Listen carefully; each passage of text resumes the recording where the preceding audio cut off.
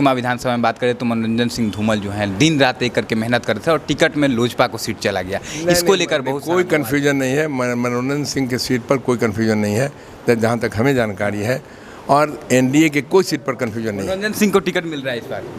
हमको तो लगता है कि उनको मिलेगा। कन्फ्यूजन नहीं आपने ना, हाँ कन्फ्यूजन नहीं। बयान भी सर ने दिया है कि किस प्रकार से मनोरंजन सिंह धूमल का टिकट जो है कंफर्म है। बाकी आप क्या? नमस्कार, मेरा नाम अभय कुमार है और आप अब जनता बोलेगी न्यूज़ देख रहे हैं। देखिए, बिहार श्रवण आयोग के अध्यक्ष महाचंद्र प्रसाद सिंह हमारे साथ हैं और आज खास बातचीत करेंगे कि क्या एनडीए गठबंधन है उसमें क्या उठापटक चल रहा है। कल रात से ही आप देख पा रहे हैं कि किस प्रकार से कई सारा कयास लगाया जा रहा है। सूत्रों के हवाले से कई सारी खबरें चल रही हैं कि नीतीश कुमार फिर से पलटी मारेंगे। बहुत सारी खबरें उस पर बात करेंगे। सर, उससे पहले तो बहुत बहुत स्वागत है आपका अब जनता बोलेगी न्यूज़ में। धन्यवाद, पूरे टीम को धन्यवाद। सर, सबसे पहला सवाल लेंगे कि फिर से कहा जा रहा है कि नीतीश कुमार को लेकर सवाल उठाया जा रहा है कि फिर से पलटी मारेंगे और चाचा भतीजा एक हो जाएंगे। तो क्या आप बड़े नेता हैं, आपको सभी जानकारी अंदर की होंगी। बाकी तो खबरें जो चल रही है सूत्रों के हवाले से हैं, लेकिन मैं जानना चाहूँगा कि क्या सच में एनडीए गठबंधन में कुछ उठापटक चल रहा है, कुछ बड़ा अपडेट हो सकता है, कुछ इस पर क्या कहेंगे सर आप? देखिए, एनडीए गठबंधन का गठबंधन अटूट है। पांचों दल के लोग पूरी मुस्तैदी से चुनाव में लड़ गए हैं। एनडीए के एक एक उम्मीदवार पर नज़र लोगों की है और उम्मीदवारों का भी चयन बहुत सोच समझकर पूरा पांचों गठबंधन ने किया है। इसलिए जो मुद्दे विहीन लोग हैं कुछ न कुछ हवाबाजी कर देते हैं।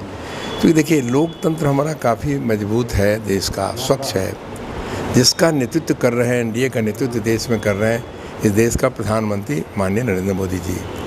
जो नेता हैं विश्व के, ये सौभाग्य इस देश को है कि विश्व स्तरीय नेतृत्व आज मिला है देश को, और उनके साथ काम कर रहे हैं बड़ी ईमानदारी से इस प्रदेश के मुख्यमंत्री माननीय नीतीश कुमार जी। और नीतीश कुमार जी ने भी बहुत कुछ किया है बिहार के लिए। बिहार की तस्वीर देश के नक्शे पर लाया है, विकास की गति को तेज़ किया है।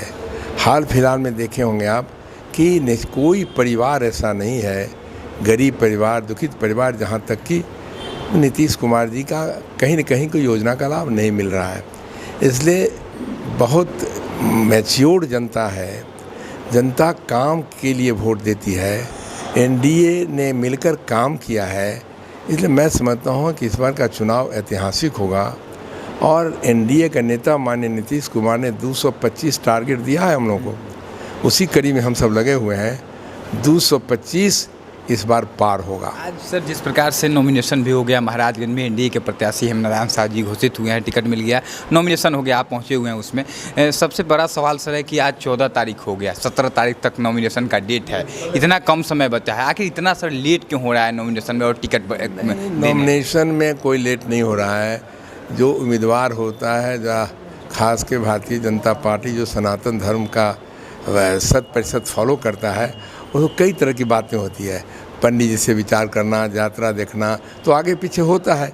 इसलिए यात्रा देखकर ही हमारे एनडीए के साथी नामांकन करते हैं। इसलिए कोई विलम्ब नहीं हुआ है, समय पर सब निर्णय हुए हैं, समय पर नामांकन हो रहा है। उसी क्रम में मैं महाराजगंज आया हूँ, क्योंकि महाराजगंज से मेरा भी संबंध, व्यक्तिगत संबंध है दशकों से, और कोई परिवार ऐसा महाराजगंज का नहीं है गाँव का जिससे महाचंद्र सिंह का लगाव नहीं है।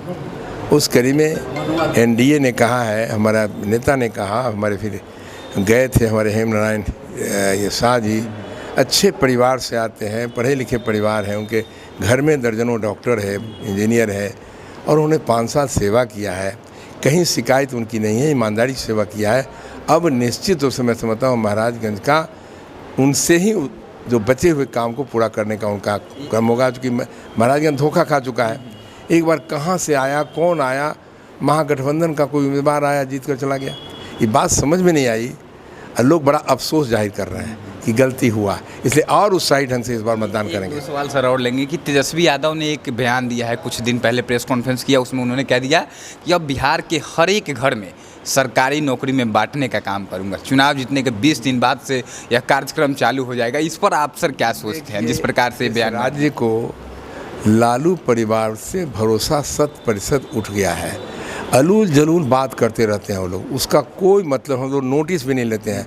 जब ये कहते हैं कि देखो क्यारी पुआ पकाना, सपना दिन में देखना, तो दिन में उस सपना देख रहे हैं कि वो कुछ करने लायक हो जाएंगे, उनकी सरकार बन जाएगी, ये दूर दूर तक कहीं दिखता नहीं।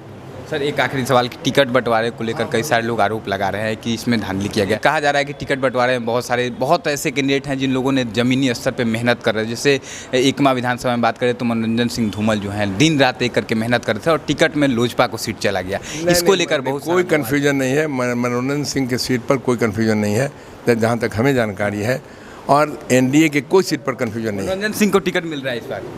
हमको तो लगता है कि उनको मिलेगा। कन्फ्यूजन नहीं आपने कहा ना, हाँ कन्फ्यूजन नहीं। बहुत बहुत धन्यवाद सर। बड़ा बयान भी सर ने दिया है कि किस प्रकार से मनोरंजन सिंह धूमल का टिकट जो है कंफर्म है। बाकी आप क्या सोचते हैं, एनडीए गठबंधन की सीटों की शेयरिंग हो चुकी है, कौन कैंडिडेट कहां से लड़ेगा, इन बातों की पुष्टि हो सकता है आज शाम तक हो जाए। हालांकि आपकी क्या राय कमेंट बॉक्स में जरूर दीजिएगा। जय हिंद।